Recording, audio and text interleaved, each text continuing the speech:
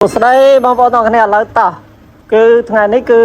យកបងនៅខាង Times Square Exchange ខាងមកបែកខាងជ្រោយចង្វាហើយនឹងរស័យកែវឥឡូវគឺហាងនេះគឺនៅជាន់ទី2ហាងអត់ទាន់ហើយឥឡូវអង្គុយចាំហាងសិនសេតថ្ងៃនេះបងប្អូនអើយដឹកអត់បានលុយទេតែបានលុយ30000ជាង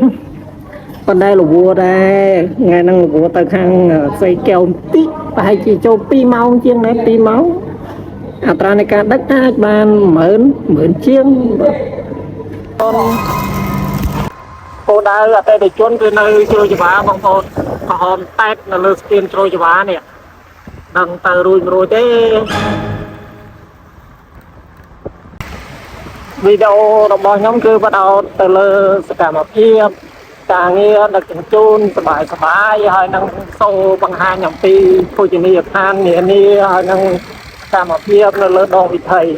មិនមែនជាវីដេអូដែលបង្ហាញអំពីចន្ទ្រៈបានប៉ុណ្នេះប៉ុណ្ណោះទេតែស្អីគឺមានបងប្អូនជាអ្នកដឹកជញ្ជូនយើងផ្សេងទៀតគាត់បានធ្វើហើយអំពីចំនួនចន្ទ្រៈអញ្ចឹងសម្រាប់បងប្អូនដែលចូលចិត្តមើលចំនួនទឹកលុយអាចទៅមើលពួកគាត់បានតែសម្រាប់បងប្អូនដែលចូលចិត្តមើលវីដេអូរបស់ខ្ញុំបែបលក្ខណៈ relax ស្បាយឬក៏ទទួលបានទេសភាពផ្សេងនៅក្នុងរាជធានីភ្នំពេញអាចមើលវីដេអូរបស់ខ្ញុំបានហើយខ្ញុំនឹងរំលែកចែករំលែកជាមួយនឹងបទពិសោធន៍ទាក់ទងការងារដឹកជញ្ជូនឬក៏បញ្ហាការដឹកជញ្ជូនតែប៉ុណ្្នឹងឯងបងប្អូនចូលចិត្តក៏សូមអរគុណបងប្អូនដែលមិនចូលចិត្តខ្ញុំក៏សូមអរគុណដែរហើយនេះគឺនៅលើស្ពានជ្រោយចង្វាគឺស្ទះខ្លាំងណាស់បងប្អូនអើយបន្តអំពីប្រគល់អីវ៉ាន់ជូនភ្ញៀវរួចរាល់ហើយពីអូដឺបងប្អូនមិញឥឡូវគឺចេញទៅវិញហើយចេញពីបូរីហើយជ្រោយចង្វាស្មាននេះអត់សូវមានបងទៀតថ្ងៃនេះអូ my god បងប្អូន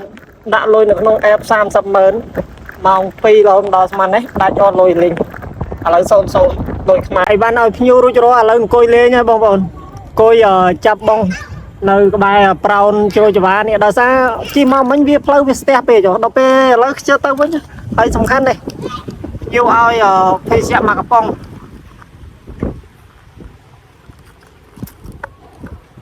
សេតថ្ងៃនេះដឹកអត់ឃើញលុយទេហើយ300,000ដាច់ពុតនៅក្នុង app ឥឡូវ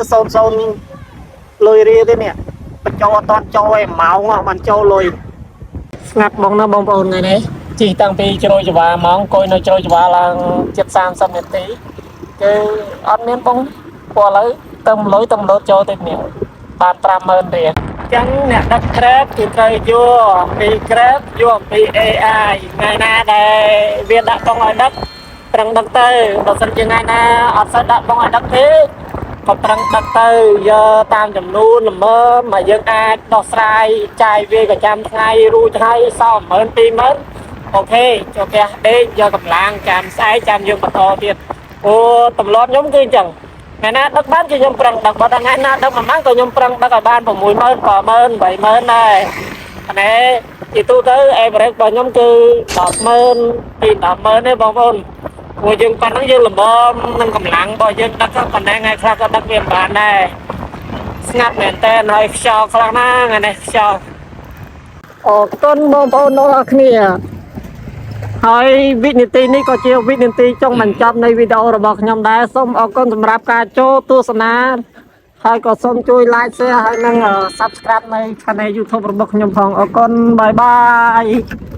Hello បាយបាយ